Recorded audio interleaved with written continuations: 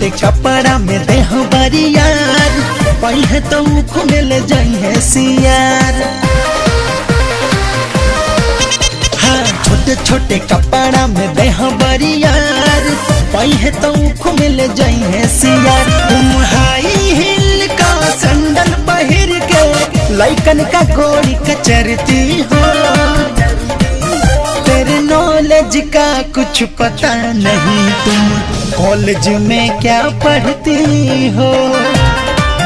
तेरे नॉलेज का कुछ पता नहीं, तुम कॉलेज में क्या पढ़ती हो।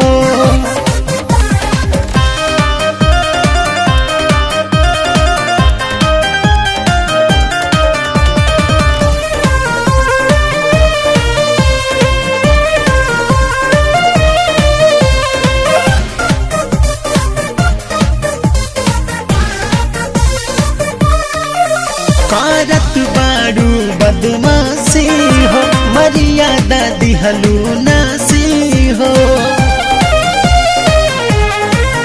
कारत बारू बदमाशी हो, मर्यादा दिहलू नासी हो। मास्टर जी जब जब मरते हैं तो हाथों में डंडा पकड़ती हो।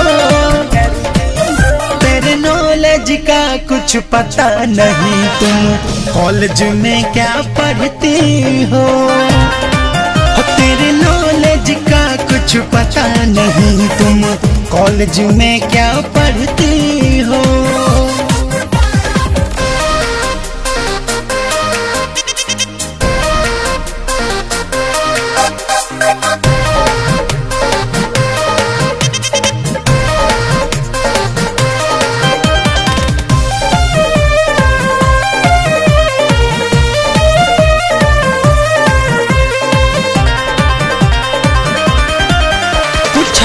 लायक ना भैलू हो, कतना कलम तू चबैलू हो।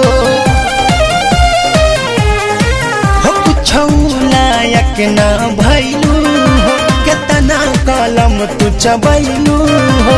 अंगद सावन के बल पर तू सब लाइकन से यूं लड़ती हो।